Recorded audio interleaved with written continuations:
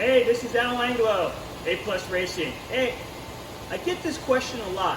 How do I set up my race car suspension for racing? Well, it is a long process and it is kind of tedious, but it's not difficult at all. And you can do this. So it does require some tools, but I can get you started. This will probably be a 3-part series that we'll do this in. So there'll be other parts to this to help you get your car set up for the racetrack. So first off, what is setting up the car? It's basically setting up the ride height, the corner weighting, and the alignment. So the first thing we always start off with is we start off with the ride height. It's one of the most critical foundation parts of setting up a race car, and you can do it at home with a tape measure. So the way I start is I get the car on level ground, as you can see this car right here. So I have my driver in the car, so he's got the weight. So I'm setting this car up for about a 200-pound driver, and my driver weighs about 200 pounds, so I'm setting up for him. So make sure that the car is weighted with the proper amount of weight of the driver that's going to be driving the car. All right, so the first step I got to do is I got to check the ride height. And where I'm going to do that at is I'm going to do it from the ground to the bottom of the pinch weld on the front wheel well, the back wheel well on both sides, okay? Now, you can get underneath there with a tape measure and you can measure it. You know, I like to set mine at 4.5 inches. So 4.5 inches from the ground to the bottom of the pinch weld.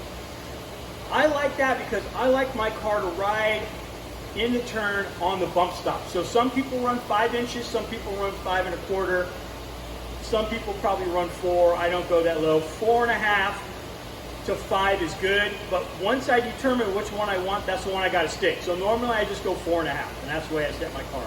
And that way when it goes around the turn, the car will lean over, it'll run out of suspension, it'll get on the bump stop, and then I have a solid, link to the racetrack, and I can feel what the car's doing more than if I have the suspension in there. Now, the Penske's are a little slow on the roll, so they're a little more difficult. And this car does have Penske's on it. All right, so what I've done, instead of using the tape measure, is I've made a little template. So this distance between here and here is 4.5 inches. Now, I also made this template. This one is set up for, if you look down here, this is a scale. And so the next step is to scale the car, so weighting. And so we'll be using this. So what I did with this was I made it to where this goes underneath the pinch weld right here while I'm using the scales. But right now we got the car flat on the ground, so we don't need to do that. So we're going to use this. All right. So first step is let's see where it's at. So come on down here and we'll take a look. Okay, so here's the bottom of the pinch weld right here. All right. Of course, this is the floor. All right. So basically what I'm going to do is I'm going to take this and I'm going to attempt to slide it underneath here. As we can see, this car is lower than 4.5 inches. Because remember, my template's 4.5 inches. So I check it here. I'm going to check the other side of the car. And I'm going to come back here. So I'm going to check it here. And I'm about 1/4 inch low here too. All right. So I'm going to go ahead and check the other side. I already know that this car needs to come up a little bit. So I'll check the other side. And then I'll come back to you and we'll show you how to make that change. Come right back. All right. We're back. We got the car up in the air. So we're going to continue on setting up the ride height. So I got the car up. One of the first things I did was I disconnected the sway bar. So by disconnecting the sway bar doesn't have any influence on the control arms or the ride height. So I disconnect that. The next thing I'm going to do is I'm going to go ahead and just squirt just a little WD-40 on these threads so that I can spin them a little easier. You can see these ones got a lot of mud on there. That was from the 25-hour Thunder Hill last year. It rained the whole race. I also went and I marked some red paint inside of these 2 holes right here. That's going to be so that I know where my starting point is. I mean, you can use a piece of tape or anything you want. I just use these little ink pens. Okay, so the vehicle needs to go up. It's too low. We're sitting at about 4 inches. We want to be about 4.5 inches. So the way I do that is I'm going to thread this collar upwards. So I'm going to make this spring shorter. All right. If I needed to come down, then I would unthread it. But I need to go up. So I like to go in increments of 1 turn. So what I'm going to do is the whole car was low by about 1/2 inch. So I'm going to go ahead and I'm going to raise it up, and then we're going to check it again. All right. So I'm going to turn this. Now sometimes these are really hard to turn. A couple of tricks here.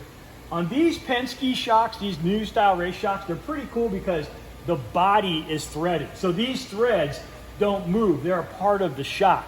On the old Bilsteins that we used for Spec Miata, it was a collar that slid over the shock. So it spun. So if you have one of those older styles, you're going to have to hold on to it while you turn the collar, okay? Another thing too, these collars will have one of these holes, and it looks like it's right here. We'll have one of these holes right here that is threaded, and an Allen screw goes in here. What that's for is that once you get it set, you tighten the Allen screw, it crushes these threads, and then it keeps this from spinning. I've never seen one of these spin on the racetrack, ever. Whenever we've painted them or marked them, it stays there until we move it. What I do with those little Allen screws in there, I take them out and I throw them away. Because what they do is they cause a dent in my threads, and then when I try to move the collar up and down, I can't do it because the threads are damaged. So me personally, I pitch those things and I throw them in the trash, all right? All right, so I want to go up one turn. I might get lucky and just be able to spin this one turn. There it is. That went up one turn, okay? Now, sometimes they're really stiff, all right? So they got mud on them or whatever. Sometimes the shocks will come with a special tool, and this is it right here, okay? So this special tool is meant that you can grab it in one of these holes right here, and then you can go ahead and you can spin it, all right? So, but a lot of times you don't get the tool. So if you don't have the tool, look, the tool, okay? All I do is I stick it in the hole and I just turn it. Oh, you're impressed, I can tell. It's not my first rodeo. All right, a little stuck on that one. We'll just continue around here. We got a lot of dirt in it. And there's my paint mark. That's up one turn, okay? I'm gonna do the same thing on the fronts. I'm gonna go up one turn on both sides. We're gonna lower the car down. Now, being that this has independent suspension, the tires are gonna kind of do this a little bit. Not as bad as a Volkswagen, but they'll still do it. So what I do is I drop the car on the ground and I roll it back about 10 feet and I pull it forward 10 feet, and that helps get the tires squared up where they need to be. I have to make sure I still have my driver in there, and then I'll take another measurement, and I'm gonna get this to where that plate fits underneath the pinch weld, nice and snug, where there's no play, and they're all exactly the same, okay? The key is to get them the same. So let me get the car down, and I'll adjust those two front ones, put the car back on the ground, and we'll check it again. I'll be right back. Hey, this is Al Angelo. Okay, we went ahead and moved the car up and down as far as setting the coil over so that we can get the 4.5 inches that I'm looking for on the ride height, all right? So yeah, it took us like 15 drives. We put 15 miles on the car pushing it back and forth, but we finally got it. So let me show you how it ended up, all right? We're really close, within like a 1/16 of an inch. Come on down here. Okay, so I'm gonna take my scale, I put it here. I am like right there, 1/16 of an inch or so, okay? I go to the front, and I'm right there, okay? So very, very close, within a 1/16 of an inch. I also still have my driver in the car. That's my 200-pound weight that I wanted to set this car up for, all right? Okay, so this is an extremely important step when you're going to corner weight and align the vehicle.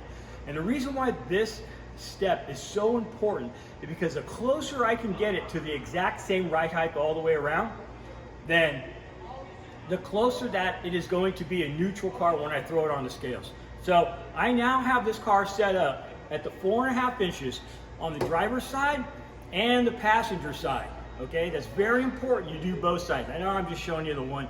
I don't want to walk all around and show you, but hey, I got it the same all the way around. So this is a very important step because this is going to make it easier on the next step, which is the scaling.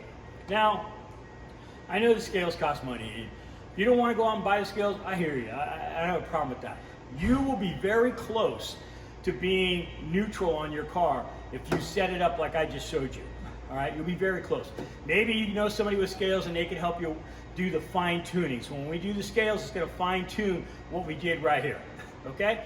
So that kind of concludes this first part of how to set up your suspension for racing. And I want to thank you for making it all the way through the end of this video. Also too, I encourage you to subscribe to my channel, and I will be updating this all the time. And if you see something that you would like to know about Spec Miata or racing or any other car, I'm a master mechanic, I'll definitely help you out. So look forward to seeing you subscribe. Thank you very much for tuning in on my channel. Have a great day.